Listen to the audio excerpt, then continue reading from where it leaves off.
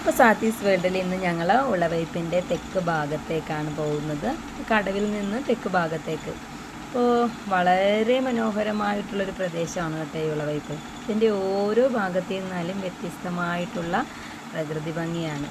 അപ്പോൾ ഈ കാണുന്നത് വേമ്പനാട്ട് കായലാണ്. അപ്പോൾ ഇവിടെ ഇതിനെ കൈതപ്പുഴ കായൽ എന്നാണ് പറയുന്നത്. അപ്പോൾ ഈ തെക്ക് ഭാഗത്തേക്കൊന്ന് പോകുന്നതിൻ്റെ പ്രധാന കാരണം എന്ന് പറഞ്ഞാൽ ഈ പ്രദേശത്തിൻ്റെ ഒരു പ്രത്യേകതയാണ് നിറയെ കണ്ടൽ ചെടികൾ കൊണ്ട് തിങ്ങി നിറഞ്ഞിട്ടുള്ള. അപ്പോൾ ചുറ്റും കണ്ടൽക്കാടുകൾ കൊണ്ട് നിറഞ്ഞൊരു വീടാണ് ഈ കാണുന്നത്. അപ്പോൾ സ്കൂളിൽ നിന്നൊക്കെ കുട്ടികളെയൊക്കെ കണ്ടൽക്കാടിൻ്റെ പ്രാധാന്യം പഠിക്കുന്നതിന് വേണ്ടി ഇവിടെ വരാറുണ്ട്. അപ്പോൾ നമ്മൾ ഇന്നൊന്ന് അത് കാണാൻ വേണ്ടി വന്നതാണ്. അപ്പോൾ എന്താണ് കണ്ടൽക്കാടുകളെന്ന് എല്ലാവർക്കും തന്നെ അറിയാം.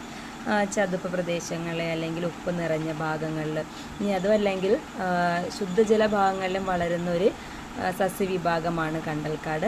ഇതിൻ്റെ ഏറ്റവും വലിയ പ്രത്യേകത ഇത് കണ്ടല്ലോ, താങ്ങുവേരുകളായിട്ട് വന്നിരിക്കുന്ന വേരുകളാണ്. ഇത് പിന്നീട് വെള്ളത്തിലേക്ക് ആഴ്ന്ന് ഇറങ്ങുന്നു. പിന്നെ ഒരുപാട് പ്രത്യേകതകളുണ്ട്. ഈ വേരിനെ വിളിക്കുന്നത് ന്യൂമാറ്റോഫോഴ്സ് എന്നാണ്. അതായത് ഇതിൽ ചെറിയ ചെറിയ സുഷിരങ്ങളുണ്ട്. ഈ ചെളിയിലൊക്കെ നിൽക്കുന്നത് കൊണ്ട് തന്നെ ഇതിന് ആവശ്യമായിട്ടുള്ള ഓക്സിജൻ ലഭിക്കുന്നതിന് വേണ്ടിയിട്ടുള്ള ന്യൂമാറ്റോഫോഴ്സുകളാണ് ഇതിൽ കാണുന്നത്. മാത്രമല്ല കാർബൺ ഡൈ ഓക്സൈഡിനെ പുറത്തേക്ക് കളയാൻ സഹായിക്കുന്നുണ്ട്. ധാരാളം മത്സ്യ സമ്പത്തുകളുടെ ഒരു ആവാസ വ്യവസ്ഥ കൂടിയാണ് ഈ കണ്ടൽക്കാട് എന്ന് പറയുന്നത്. കൂടാതെ ഇവരുടെ ജെർമിനേഷൻ നടക്കുന്നത്, അതായത് വിത്ത് ഉണ്ടാകുന്നത് എങ്ങനെയാണെന്ന് ചോദിച്ചാൽ ഈ ചെടിയിലിരുന്ന് തന്നെ അതിൻ്റെ ഒരു ജെർമിനേഷൻ നടക്കുന്നു. അതിനുശേഷം ആ വിത്ത് താഴേക്ക് വീണിട്ട് അടുത്ത കണ്ടൽ അവിടെ നിന്ന് കിളിർക്കുകയാണ് ചെയ്യുന്നത്.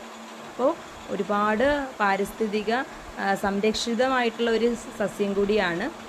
സുനാമിയോ അല്ലെങ്കിൽ കൊടുങ്കാറ്റ് അങ്ങനെയുള്ള പ്രകൃതിക്ഷോഭങ്ങളെയൊക്കെ തടഞ്ഞു നിർത്തുന്നതിന്, മണ്ണൊലിപ്പ് തടയുന്നതിന് ഈ വേരുകളൊക്കെ സഹായിക്കുന്നുണ്ട്. അപ്പോൾ മത്സ്യങ്ങളൊക്കെ തന്നെയും ഈ കാണുന്ന വേരുകൾക്കിടയിലായിരിക്കും ധാരാളം. ഇത് പുഴകളിൽ നിന്നായാലും അതുപോലെ തന്നെ ശുദ്ധജലത്തിൽ നിന്നായാലും ധാരാളം ധാതു ലവണങ്ങളൊക്കെ വന്ന് അടിഞ്ഞുകൂടുന്ന ഒരു ഭാഗമാണ് ഇതിൻ്റെ വേരുകളുടെ ഭാഗം. അതുകൊണ്ട് തന്നെ ഒരു ഡെൽറ്റയായിട്ടും ഇത് ഫോം ചെയ്യുന്നുണ്ട്. അങ്ങോട്ടേക്കുള്ള മിക്ക വീടുകളിലും കണ്ടൽ ചെടികളുണ്ട്. വ്യത്യസ്ത തരത്തിലുള്ള കണ്ടൽ ചെടികളാണുള്ളത്. ഇപ്പോൾ സന്ധ്യയായി. ഇനി നമുക്ക് ഉളവയ്പ്പിലെ സൂര്യാസ്തമയം കൂടി കാണാം. കാരണം നമ്മൾ ഈ വേൾഡ് നാഷണൽ ജിയോഗ്രഫിക്കൽ ചാനലിൻ്റെ റിപ്പോർട്ട് പ്രകാരം സൂര്യാസ്തമയം കാണുന്ന പ്രദേശങ്ങളിൽ ഒന്നായിട്ട് കാക്കത്തുരുത്തിനെയാണ് രേഖപ്പെടുത്തിയിരിക്കുന്നത്. അപ്പോൾ ഈ കാക്കത്തുരുത്തിൻ്റെ ഭാഗവും ഇവിടെ നിന്ന് നോക്കിയാൽ നമുക്ക് കാണാവുന്നതാണ്. ഇവിടെ നിന്ന് കാക്കത്തുരുത്തിലേക്ക് ബോട്ട് യാത്രയൊക്കെ ഉണ്ട്. നമ്മൾ ഇറങ്ങുന്ന സമയപ്പോഴേക്കും ആ ഒരു സൂര്യാസ്തമയ സമയമായി.